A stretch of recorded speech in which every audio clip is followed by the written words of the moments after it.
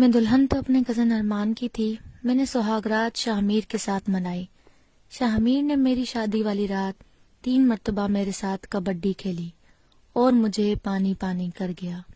پھر جب ارمان اپنا کام کرنے کے لیے اٹھا اور میرے آگے پانی دیکھا تو پوچھنے لگا، یہ کیسا پانی ہے؟ میں نے کہا، میں نے اس پہ لوشن لگایا ہے نرم کرنے کے لیے. تو وہ میرے پچھلے حصے میں شروع.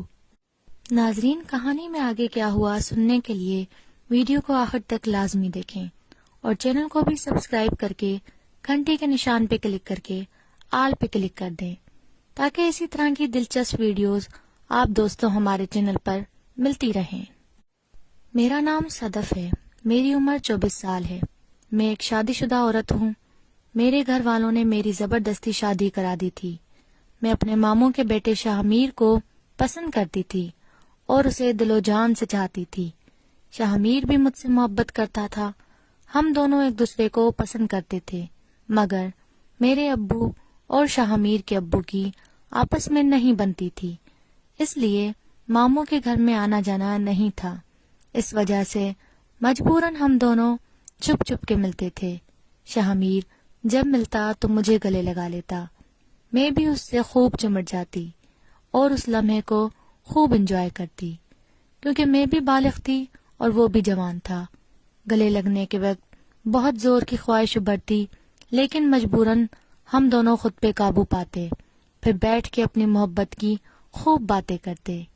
ایک دن تو شاہمیر نے کہا، صدف، ہمیں ایسے ملتے کتنے دن ہو گئے ہیں، کیوں نہ اپنی ملاقاتوں کو پرکشش بنائے اور خوب انجوائے کریں.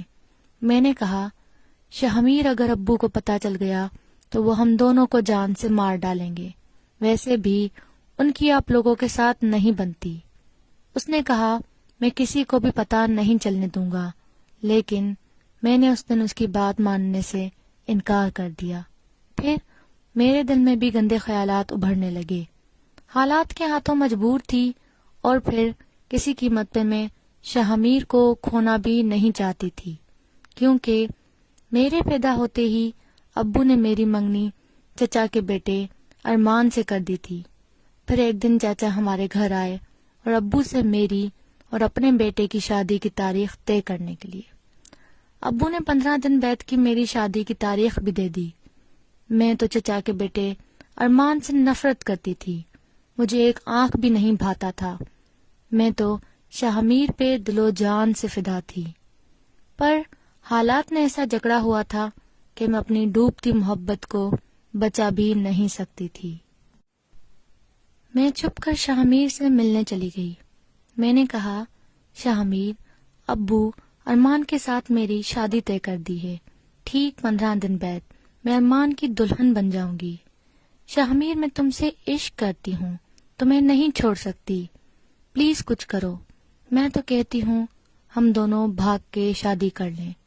لیکن شاہمیر نے انکار کر دیا اور کہنے لگا، شادی والی رات تمہیں ایک نشیوار چیز دوں گا جو تم اپنے شوہر ارمان کو پلا دینا. جب وہ گہری نیند سو جائے مجھے بلا لینا. شادی ارمان کی ہوگی اور سہاگرات میں تمہارے ساتھ مناؤں گا. اس کے علاوہ کچھ نہیں ہو سکتا. اور کہنے لگا، تمہارے گھر والے ہمارے سخت مخالف ہیں، اس لیے اب ہم اسی طریقے سے اپنا کام چلائیں گے اور خوب انجوائے کریں گے. میں ہر رات تمہارے پہلو میں گزاروں گا اور اپنا کام کر کے تمہیں مطمئن کر کے چلا جاؤں گا. میں نے کہا، شاہمیر، اگر پکڑے گئے تو؟ وہ کہنے لگا، کچھ بھی نہیں ہوگا. میں شاہمیر کی محبت میں پاگل ہو چکی تھی. اس کو پانے کے لیے کچھ بھی کر گزرنے کو تیار تھی. اس لیے میں نے شاہمیر سے وہ دوائی لے لی. اس نے بھی میری سہاگرات کو آنے کا اور میرے ساتھ سونے کا وعدہ بھی کیا. میرے کزن ارمان اور میری شادی کی تیاریاں دھوم دھام سے ہوئی. شادی والے دن سب سہیلیاں مجھے تیار کرنے آئیں اور مہندی لگائی، میک اپ کیا اور خوبصورت دلہن والا جوڑا پہنایا. اس سب کے بعد میری خوبصورتی کو 4 چاند لگ گئے. ایک سہیلی کہنے لگی، ارمان کتنا خوش نصیب ہے کہ اسے تم جیسی خوبصورت دلہن ملی ہے. دوسری کہنے لگی آج سہاگ رات کو ارمان اپنے سب ارمان پورے کرے گا، حتیٰ کہ صدف کے ارمان بھی پورے کرے گا۔ میں خاموشی سے بیٹھی گھونگھٹ اوڑے سب کی باتیں سن رہی تھی اور سوچ رہی تھی کہ کیسے اپنے ہونے والے شوہر کو وہ بے ہوشی کی دوائی پلاؤں اور شاہ میر کے ساتھ رات گزاروں۔ ارمان کی فیملی بارات لے کر بھی آ گئی۔ میں تیار بیٹھی تھی، پھر سہیلیوں نے مجھے پکڑ کے ارمان کے ساتھ بٹھا دیا۔ اس نے آہستہ سے مجھ کو چھوا، لیکن میں نے کوئی توجہ نہ دی۔ پھر اس نے میرا ہاتھ پکڑا، میں نے وہ بھی چھڑا لیا۔ دلہے دلہن کی شادی کی رسمیں شروع ہو گئی، پر میں اس وقت بھی شاہ میر کو یاد کر رہی تھی کہ اس کی جگہ آج میرا دلہا شاہ میر ہوتا تو کتنا اچھا ہوتا۔ رسم و رواج کے بعد بارات ارمان کے گھر روانہ ہو گئی۔ جب رات ہوئی تو میں نے پلان کے مطابق دوائی چھپائی ہوئی تھی۔ میری ساس سہاگ رات میرے لیے دودھ کا پیالہ لائی اور کہا، بیٹی دودھ پی لینا۔ جب وہ واپس گئی تو میں نے جلدی سے وہ بے ہوشی والی دوا نکال کر دودھ میں ڈال کر ٹیبل پر رکھ دیا اور گھونگھٹ اوڑے سیج پہ بیٹھ کے ارمان کا انتظار کرنے لگی۔ تھوڑی دیر بعد ارمان بھی آ گیا۔ آگے سب سے پہلے میرا ہاتھ پکڑا، پھر انگوٹھی پہنائی اور کہنے لگا، کیسی لگی میری انگوٹھی؟ میں نے کہا اچھی ہے۔ پھر میں نے کہا، ارمان تمہاری امی تمہارے لیے دودھ دے گئی ہے، پہلے وہ پی لو پھر باتیں کریں گے۔ ارمان نے وہ دودھ پی لیا۔ تھوڑی دیر کے بعد اس دوائی نے اپنا اثر دکھانا شروع کر دیا۔ ارمان کہنے لگا، سارا دن شادی کی مصروفات نے تھکا دیا ہے، اب تھوڑا آرام کر لوں، پھر اٹھ کے اپنی خواہش کو پورا کروں گا۔ میں بھی یہی چاہتی تھی۔ میں نے دیکھا جب وہ بے ہوشی میں چلا گیا ہے تو میں نے پھر شاہ میر کو فون کر دیا اور کہا، اب جلدی آ جاؤ۔ شاید شاہ میر بھی میرے فون کا انتظار کر رہا تھا۔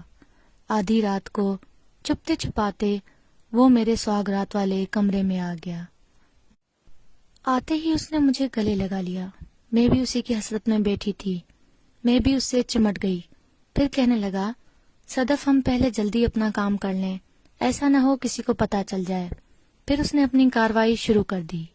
دلہن میں ارمان کی تھی اور سہاگ رات کے مزے میں شاہ میر کے ساتھ لے رہی تھی۔